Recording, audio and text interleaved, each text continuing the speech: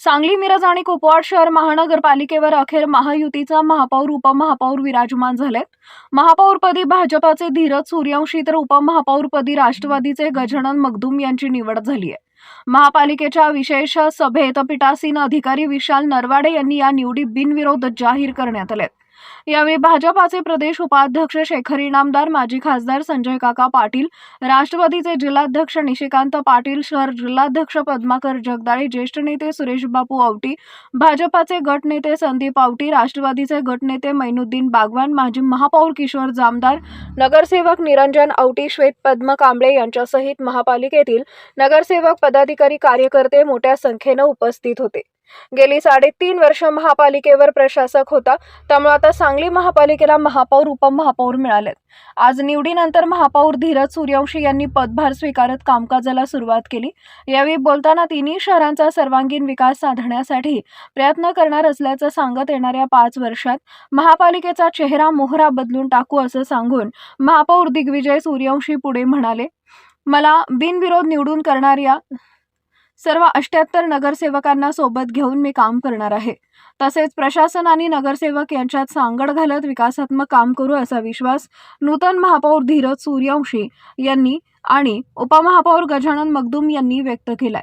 महापौर पदाची संधी दिल्याबद्दल भाजपच्या सर्व नेत्यांचे यावेळी महापौर धीरज सूर्यवंशी यांनी आभार मानलेत।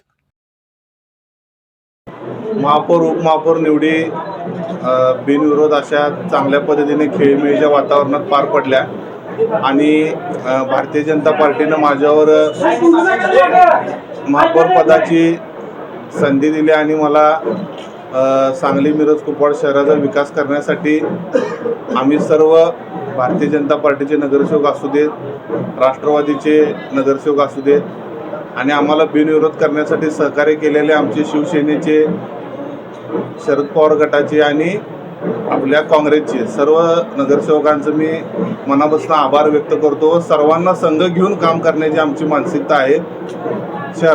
तिन्ही शहरांचा समतोल विकास करायचा आहे, त्यासाठी सर्व आम्हाला नगरसेवकांची साथ पाहिजे आणि सर्वांचाच विकास आपल्या महानगरपालिकेतील सर्व क्षेत्रातील सर्व भागाचा आपल्याला विकास करायचा आहे। गेले 3-3.5 वर्ष या सांगली शहरानं प्रशासकाचा काळ या ठिकाणी बघितला आहे। त्यामुळं नागरिकांच्या मध्ये आणि प्रशासनामध्ये थोडासा संवाद कमी होता, तो आता येणाऱ्या काळामध्ये सर्वांना बरोबर घेऊन आमचे दोन्ही नेते महापौर उपमहापौर लोकांच्या इच्छा अपेक्षा पूर्ण करतील। अनेक प्रलंबित प्रश्न आहेत। ही जी युती झालेली आहे ही अतिशय ताकदीची महायुतीचं सत्ता या महापालिकेमध्ये आलेलं आहे।